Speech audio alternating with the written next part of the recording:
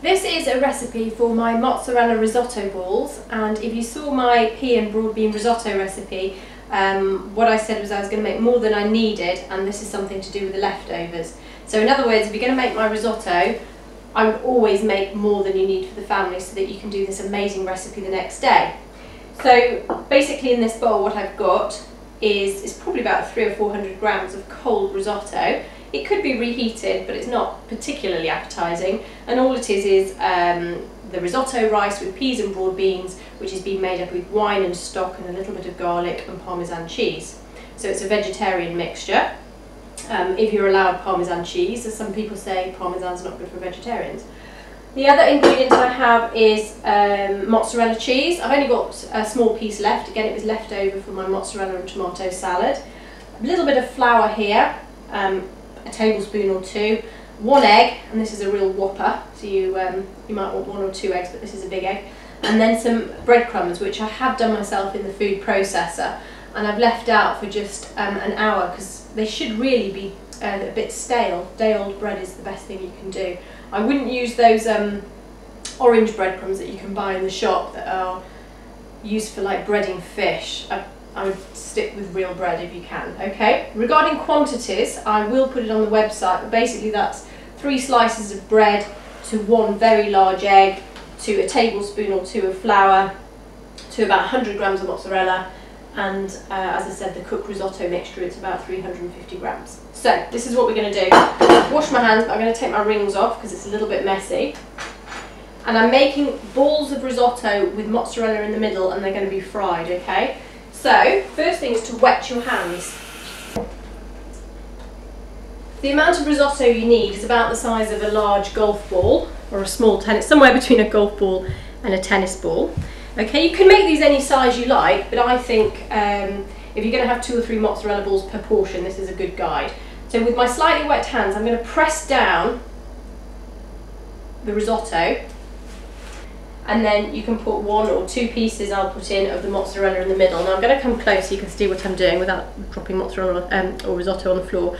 I put the mozzarella in the middle, and then I'm going to make a ball and encase the mozzarella with the risotto just by squeezing it and firming it round. And what you'll end up with is a ball that's, obviously the squeezing not only contains the mozzarella, but it packs the risotto around it, because if you fry it and you haven't squeezed it, it will just fall apart in the pan.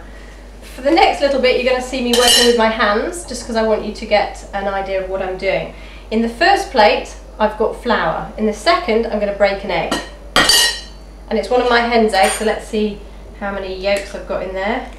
It's a beautiful double yolker, fantastic. And I'm just going to use a fork to break it up. Okay. And then the third plate, if you remember here, we've got our breadcrumbs. So once you've made all your mozzarella balls, what you're going to do is you pick one up, you roll it in the flour. Can you see me dusting it in the flour? Not much to see there. Coating of flour, a coating of egg. Now the flour first, because the egg will stick to the flour just that little bit better. Pick it up and allow all the extra bits to drip off. And then into the breadcrumbs, and use your clean hand to just put the breadcrumbs over the top, bit of a roll, and then into your palm and just a slight roll and squeeze.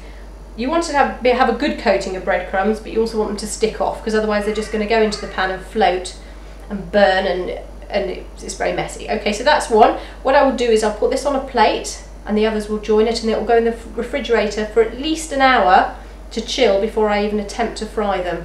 But this little one is what you should expect to have. The risotto balls here, arancini di riso as they're called in Italy, have been in the fridge overnight. I was going to leave them for an hour or 2 and then fry them, but I decided against it, and they're perfectly fine. In fact, if I didn't want to cook them, I could stick them in the freezer and they'd be okay to cook at a later date. I wouldn't cook them and then freeze them because I think they might go a bit tough.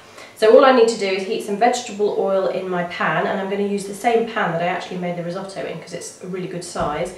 And I'll probably for this recipe use quite a bit of oil and shallow fry them, only because the more oil you use the quicker they cook, because basically you're trying to crisp the outside and you want the inside mozzarella to melt.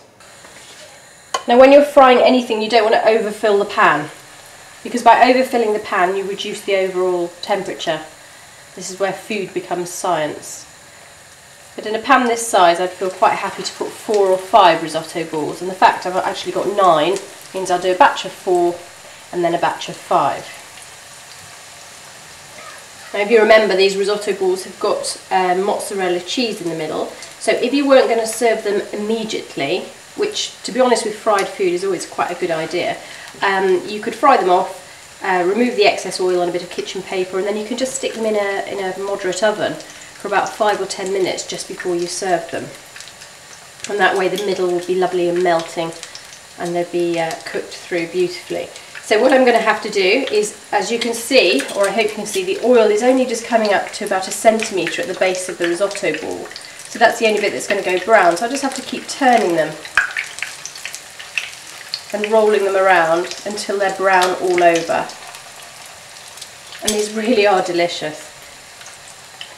I'll keep turning them until they're golden all over.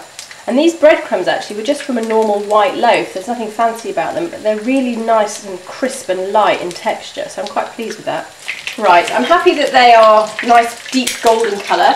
So what I'm going to do is take them out of the pan and put them onto a plate which has got some kitchen roll on, which is basically just to take off the excess oil. So 1, 2, 3, 4 out, put those down, and the next lot can go in. You cannot leave these unattended, going onto the phone, going onto the front door even. You've got to turn the oil off and take the pan off the hob. It's hot oil and it is dangerous. In fact, a lot of people are put off by frying food at all because it's so high in fat and so unhealthy. But to be honest, this is just the outside coating. You know, if you're going to eat shop bought crispy chicken or any products like that, they have been in a deep fat fry. Don't kid yourself, even fish fingers.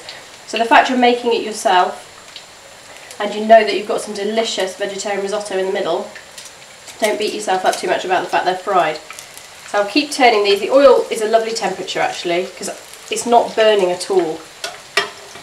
And yet I'm not standing here for ages. You know, it's only a few seconds and I keep rotating them. So I'm quite happy they're done. I'll just drain these last 5 on my kitchen roll, and then I'll put them on a plate and show you how beautiful they look to serve. A little tip, a little sprinkling of salt tends to keep fried food nice and crisp, but it doesn't stay hot for long. So as I say, you're either going to serve these immediately or you're going to heat them through in the oven just for about 5 or 10 minutes when your guests arrive. And if they're going to be appetizers, you could put them on a fancy plate like this one and literally serve them with a little paper towel, or again you could serve them with a salad as a main meal, a great lunch dish. But basically, that's it. Really, really straightforward, delicious, and something to do with leftover risotto.